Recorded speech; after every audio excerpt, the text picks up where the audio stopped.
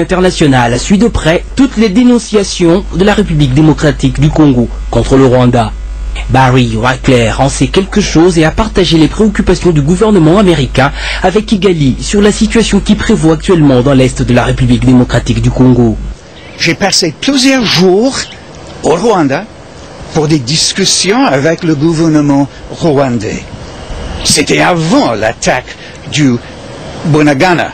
J'ai expliqué la position américaine et appelé au Rwanda de cesser tout soutien à la M23.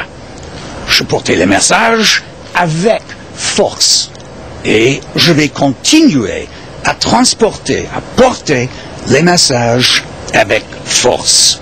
Pendant ce temps, le régime de Paul Kagame nie toute implication dans la mutinerie du M23 en dépit de toutes les preuves accablantes avancées.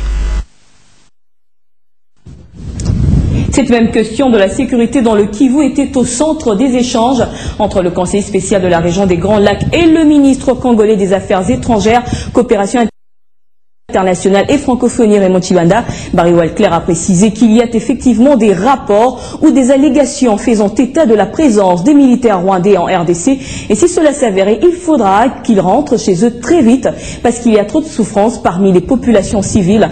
Les deux personnalités ont échangé également sur les prochaines étapes à observer en vue de résoudre le problème. On reste dans ce même registre avec cet ultimatum que la population congolaise a lancé au Rwanda. Un ultimatum de 10 jours. La population congolaise projette une marche de protestation si le M23 ne se replie pas. Guichou. Malgré toutes les menaces, la RDC assure qu'elle ne concédera en aucun cas une portion de sa terre au Rwanda lancé dans un conflit armé depuis plusieurs dates en vue d'interdire au gouvernement congolais l'accès et le contrôle des matières premières. Si hier le Rwanda a pu œuvrer grâce au soutien de certaines puissances internationales et entretenir le désordre dans l'est de la RDC, aujourd'hui le pays de Kagame se retrouve vilipendé et rejeté par la même communauté suite au massacre qu'il a commis sacrifiant plus de 5 millions de Congolais selon les statistiques. Cette bande d'affairistes, constituée essentiellement des généraux rwandais en majorité et quelques Congolais, reste les protégés de Kagame malgré les menaces de la Cour pénale internationale. Le cas récent d'un Congolais, Sembousa Nyamwisi de l'opposition, surpris en Ouganda, tenant des réunions stratégiques selon la MONUSCO. Curieusement, à Kinshasa, le silence des élus du peuple censés défendre les intérêts des Congolais inquiète la population. Un ultimatum de 10 jours est donné au mouvement M23 par la société civile du Nord et Sud Kivu afin de retirer leurs troupes du sol congolais le plus tôt possible. Le président de la République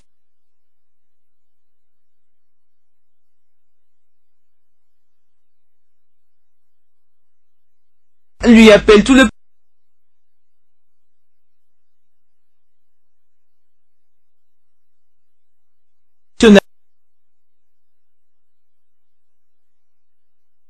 chèrement acquise et rassure que les opérations se poursuivent pour amener la paix dans l'est de la RDC. Mais la CPI, elle, a les yeux grandement ouverts sur le Rwanda et promet de faire appliquer la justice.